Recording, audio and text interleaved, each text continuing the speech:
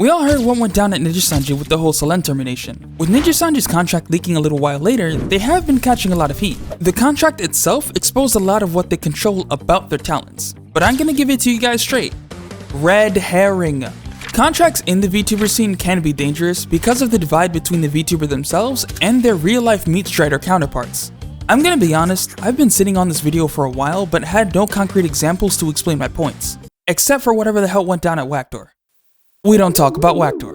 Aspiring VTubers, pay attention. What went down at Nijisanji is saying the quiet part out loud. For this to make sense, we need to break down how these agencies run. All VTuber groups are a subset of something called talent management, which come in two main flavors. On the one hand, you have the ones I like to call laissez-faire. Ones like Vsoja, which operate closer to a stream team as opposed to an actual company. Do what you want, keep your nose clean, and I will handle sponsors and negotiations. You can even keep your IP. Kick up 30% to me, and we call it even. On the corporate side, you've got ones like Nijisanji or HoloCorp. They play a much more active role in managing their talents.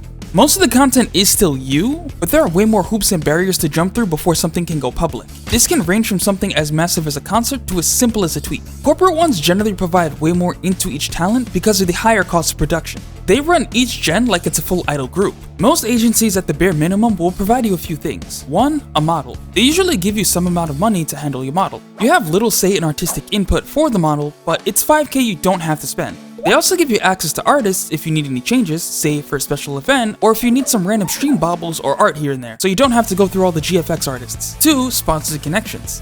All agencies have connections in some way to sponsorships any individual talent can't negotiate on their own. This is usually for one of two reasons. 1. The talent does not have any direct connections to people in the company, fresh out of college, zero experience kind of thing. 2. They're inexperienced in negotiations and don't know their own self-worth. So they end up getting lowballed. The company will bargain for you as a collective instead of as individuals, allowing you to command a way higher price. No one likes to get randomly copyright struck or content ID claimed, so the company will back you up on most legal aspects. Marketing. Agencies will handle your marketing costs. This one is pretty powerful because it's free advertising for yourself that you don't have to pay for.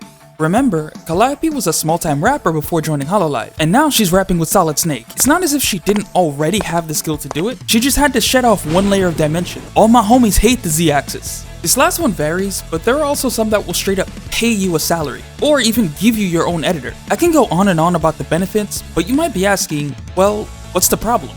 This sounds like a reasonable business model. Let's not be so hasty, my simple-minded friend. The problem is not what they give, it's what they take. They don't want you to work for them, they want to own you. Start with the model itself. They give you money to put forward into one, but ask why they do this. Why don't they just let you import your own? Why spend more if the talent already comes with a half-decent model? The answer is simple: copyright. Since the company owns the copyright to all assets given, the company has all of the leverage against the talent, even if they pay for it out of pocket. In the event you decide not to renew your contract, all the effort you put into the company will never follow. After graduation, you never see them again. But it extends beyond just the model. You can replace a model. You cannot replace a channel. Talents do not even control their socials in most instances. Companies can and do skinwalk as talents while they are on corporate accounts. Like when this came out, you could feel the AK barrel pressed on her head. They can force videos on you, they can sock puppet you, they can force you to not stream. But the most important part for the talent, livelihood. Because the talents do not control their YouTube channels, they don't see 100% of the money they earn. On its own, fair enough.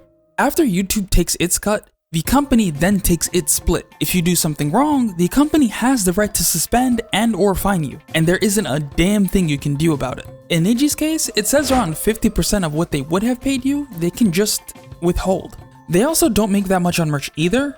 Reportedly, there are some in there that make like a 1 or 2% return on merch. A range being in the lower single digits, ranging from 1 to 3%. Yes, that's right. We have an average of 2% of merchandise sales potentially going to the talents of this very colorful company. A company that has seen immense success in the past and has official merchandise in official stores and is certainly moving large numbers of merchandise along. Fandom like this is only rivaled by the music industry, only worse because there's far less empathy for funny cartoon on the internet. Because of the divide between the talent and the person behind it, if you try and leave, they do have the legal avenues to twist the knife as much as they want. Just gonna take a second to remind you, in Nijisanji's case, it's the most egregious because of what they demand. The one I'm referencing is just the base contract. All contracts are given white glove. Like, I remember Sayu saying that for his, they wanted him to stop voice acting altogether. Good man for saying no. In Nijisanji's case, from a business standpoint, I can sort of understand.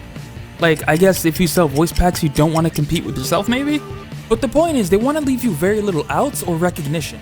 Like withholding their fucking play buttons. Are you kidding me? They aren't even allowed recognition from their own work. Like, just listen to the scope. And which is to be funny, haha. If it means being able to have my mark by being a button on the wall alongside so many other names, which again is also an incredible honor, by the way, to even be amongst so many people who I've watched and looked up to and There isn't a single universe I could ever understand a talent not wanting their play button. When you're in a talent agency, you do have to play by certain speech standards. This isn't higher up on the list because in my eyes, it really does vary by company. Like in HoloLive, you aren't even allowed to say a game is objectively bad. Though to be clear, you can personally say you don't like it. Then there are others that, well... I'm gonna fucking jump over!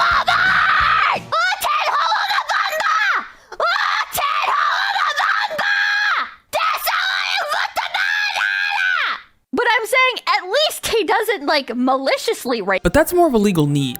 People like you or me can stream pretty much any game, but companies need a license to be able to stream games. If you start trashing a game, they can just revoke it. Access journalism too. No company wants the legal headache, so they generally tend to avoid anything too harsh. It seems benign, but it does really hurt when you can't voice an opinion because random corporate overlords say you can't. To be clear, this isn't meant to be like a hit piece on VTuber agencies. I make this because there are plenty of smaller aspiring talent who would love to see themselves in an agency. This is of course because the top dogs in the industry set that standard. Talent agencies themselves are common even outside of the VTuber scene. It's because they play a much more forward-facing role that people see as like a magnum opus. If you're in an agency, then you've made it. I make this video because I want people to understand what you're potentially subscribing to when you join them. It's not all bad because they can serve as an excellent springboard into other ventures. Don't you find it a little odd that a lot of the people in these agencies tend to be voice actors or singers? I just don't want people to idolize and throw themselves at them because they want to feel in a way validated. You're a VTuber with or without a company.